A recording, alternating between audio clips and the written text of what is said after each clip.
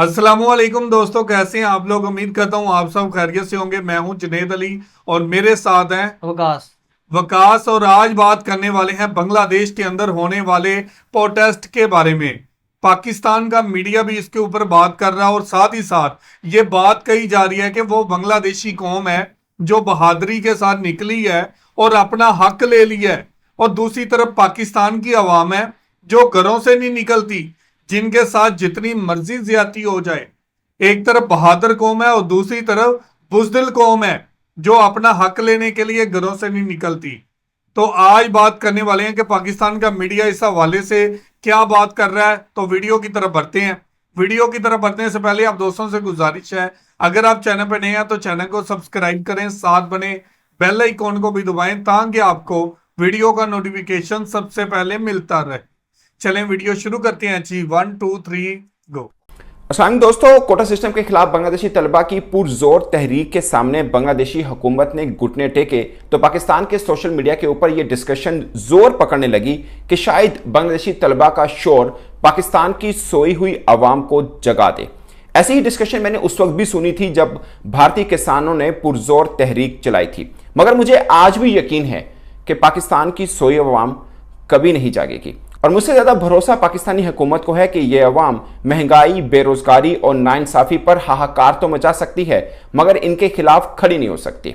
और पाकिस्तान में एक आम बात समझी जाती है कि महंगे पेट्रोल के साथ अगर हुकूमत यह हुक्म भी सादर कर दे कि हर बंदे को 2-2 जूते भी पड़ेंगे तो पाकिस्तानी अवाम जूते मारने वालों की तादाद बढ़ाने का मुतालबा करेगी मगर इस जुल्म के खिलाफ कभी खड़े नहीं होगी। माजरत के साथ ये जो मैंने एक छोटा सा एक लाइन बोली, मगर ये पाकिस्तान में बहुत इस मामले को डिस्कस किया जाता है। इस व्लॉग के अंदर मैं डिस्कस ये करना चाह रहा हूं कि बांग्लादेशी जो तलबा हैं वो बेसिकली प्रोटेस्ट क्यों कर रहे हैं, और अब जबकि उनका मुतालबा मान लिया गया है तब भी वो प्रोटेस्ट क्यों कर रहे हैं, उसके पीछे रीजन क्या है, और पाकिस्तान के अंदर सोशल मीडिया के अंदर ये प्रोटेस्ट क्यों डिस्कस हो रहा है। और थोड़ी सी बात यह है कि भारतीय किसानों ने जब प्रोटेस्ट किया था तो उस वक्त भी पाकिस्तान के अंदर डिस्कस क्यों हो रहा था।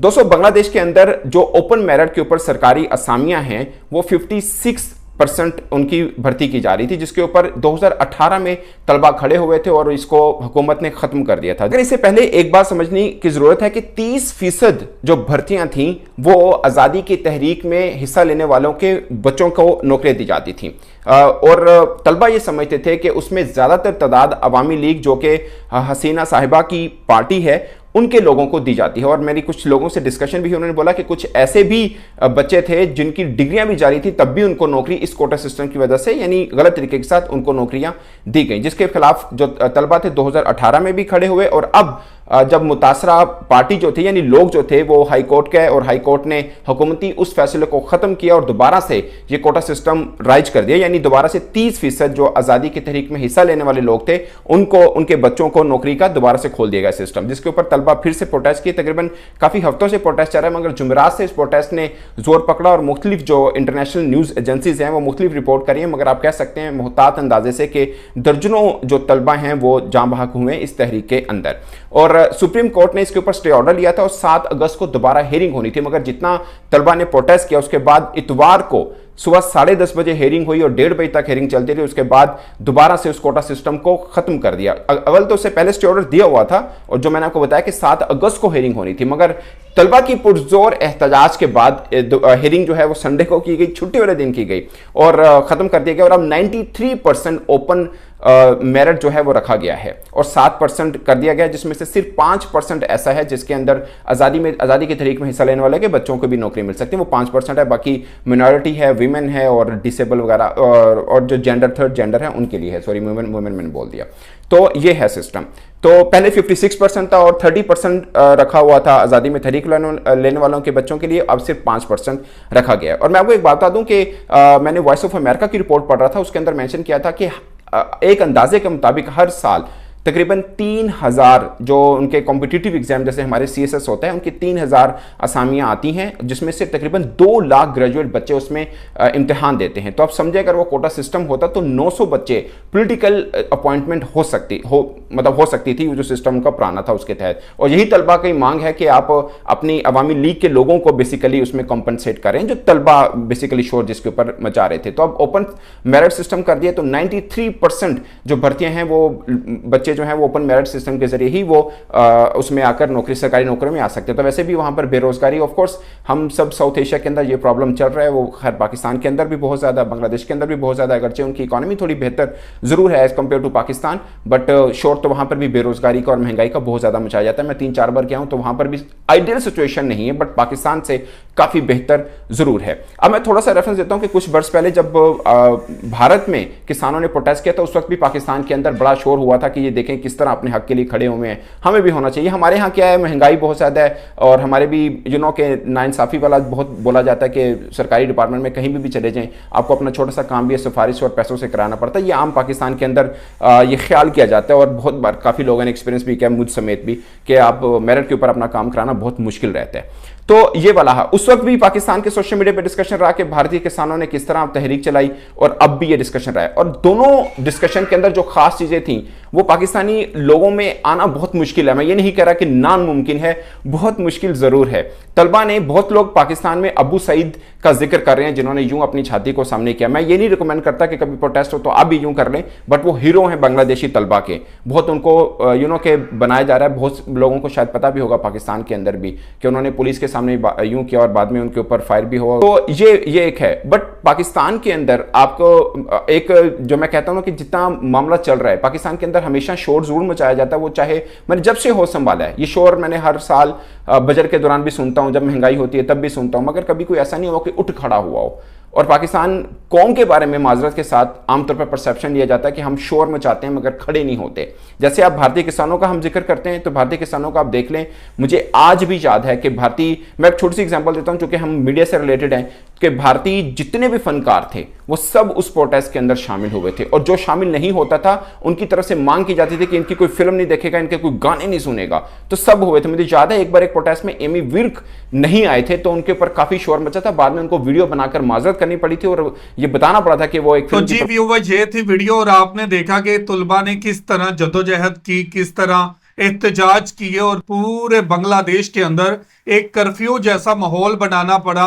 हुकूमत को, फौज को सड़कों पर उतारना पड़ा, अपनी ही अवाम के खिलाफ, अपने ही बच्चों के खिलाफ, अपनी नौजवानों के खिलाफ। और आपने देखा कि किस तरह पहले तुलबा जो थे वो मुज़ाकरात करना चाहते थे, लेकिन हुकूमत ने इनकार कर दिया, ताकत का इस्तेमाल किया गया, और सोचा कि जिस तरह दूसरे ममालिक में ताकत का इस्तेमाल होता है और धरने खत्म हो जाते हैं, एहतजाज खत्म हो जाते हैं, इस तरह बांग्लादेश में भी हो जाएंगे। लेकिन बांग्लादेश के खून के अंदर और ही चीज है। बांग्लादेश के लोग इतनी आसानी के साथ पीछे हटने वाले नहीं थे। बांग्लादेश के दर्जनों बच्चे, नौजवान नस्ल वो तबाह किया इस हुकूमत ने, और अब हुकूमत मुज़ाकरात की बात कर रही है। जब देखा कि फौज भी नाकाम हो चुकी है अपनी आवाम के ऊपर, कभी भी फौज ताकत का इस्तेमाल नहीं करती, कभी भी फौज अपनी नौजवान नस्ल के ऊपर गोलियां नहीं चलाएंगी। और हमने देखा कि बांग्लादेश के तुलबा की कामयाबी इस तरह हुई कि बांग्लादेश की हुकूमत ने घुटने टेक दिए। और ये पैगाम है पाकिस्तान की सोई हुई आवाम के लिए कि जब आप घर से निकलेंगे तो आपको हक मिलेगा, आपको राइट मिलेंगे। जब तक आप घरों से नहीं निकलेंगे आपको घर की दहलीज पे राइट भी नहीं मिलेंगे, हक भी नहीं मिलेंगे। तो जी वकास भाई, क्या कहना चाहेंगे इस प्रोटेस्ट के ऊपर? और आपने देखा कि किस तरह हुकूमत घुटने टेकने पर मजबूर हुई है। सबसे पहले ये जितना भी क्रेडिट है ना, ये नौजवान नस्ल जितने भी स्टूडेंट हैं बांग्लादेश के, उनको जाता है कि वो हक के लिए खड़े रहे हैं। इसमें बहुत से ऐसे स्टूडेंट हैं जिन्होंने अपनी जान की कुर्बानी दी है। तो ये हुकूमत की तरफ से सबसे जो गलत कदम था ना, कि ये कोटा सिस्टम में आप इतनी कम असामियां दे रहे हैं, सबसे पहले तो यही चीज़ नहीं होनी चाहिए थी। हुकूमत को ये चीज़ सोचनी चाहिए थी, ये हमारा फ्यूचर है, ये जो स्टूडेंट हैं इन्होंने आगे हमारे मुल्क को चलाना है, ये हमारा ब्राइट है, ये फ्यूचर है हमारा। यहाँ तक बात आनी नहीं चाहिए थी। खाने पीने का लोगों को कोई परवाह नहीं है, लोगों ने अपनी जानें दी हैं, स्टूडेंट रोड पे आए हैं, ना कुछ नेट इंटरनेट चल रहा है, ना सोशल मीडिया के ऊपर भी हर तरफ यही बात है। आप पूरी दुनिया को क्या दिखाना चाह रहे हैं कि आप अपने जो मुल्क के जो आपके स्टूडेंट हैं, जिन्होंने आपको आगे जाके सर्व करना है, आपके मुल्क का नाम रोशन करना है, आप उनको किस तरह से मार रहे हैं।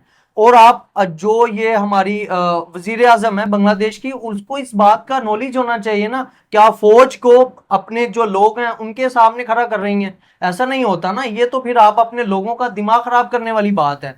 तो ये क्रेडिट जाता है स्टूडेंट को, लेकिन जितने भी स्टूडेंट शहीद हुए हैं उनकी जान तो वापस नहीं आ सकती ना। उन्होंने तो, वो तो बेचारे शहीद हो गए, उनका भी कोई घर होगा, माँ होगी, बाप होगा, बहन भाई, उनके बच्चे भी होंगे। तो उनको आप किस तरह से जवाब देंगे? खाली आप ये हुकूमत में रहने के लिए, आप अपनी जो ताकत है उसको बिल्ड करने के लिए आप ऐसी चीजें नहीं कर सकते।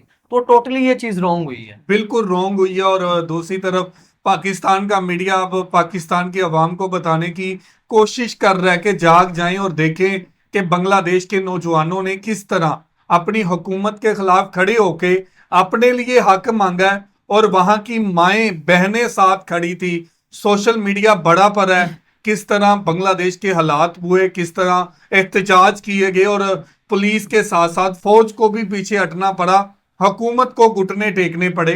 तो ये सबक है सोई हुई कौम के लिए, ये सबक है पाकिस्तान की आवाम के लिए, और ये सबक है उन नौजवानों के लिए जो घरों से निकलते नहीं है और अपना हक नहीं मांगते, बल्कि ये कहते हैं कि जूते मारने वालों की तादाद बढ़ा दी जाए, जुल्म के खिलाफ खड़े नहीं होते। तो हमारा ये अलमिया हो चुका है कि अगर हमारे साथ कुछ गलत भी हो रहा है ना, हम लोग बर्दाश्त तो उसको कर लेंगे, लेकिन हमारे अंदर जो बोलने की ताकत है ना वो मर चुकी है। बिल्कुल। हम बोलेंगे ही नहीं, हम घर से नहीं निकलेंगे। हमारे साथ जितना मर्जी आप जुल्म कर लो, हम ये कहेंगे यार चलो कोई नहीं, एक ना एक दिन आएगा, सब ठीक हो जाएगा। मेरी भाईजान आप ये देखें कि अगर आप कुछ बेहतर करना चाहते हैं ना, आपको घरों से निकलना पड़ता है, आपको एफर्ट करनी पड़ती है, जुल्म के खिलाफ आवाज लगानी पड़ती है।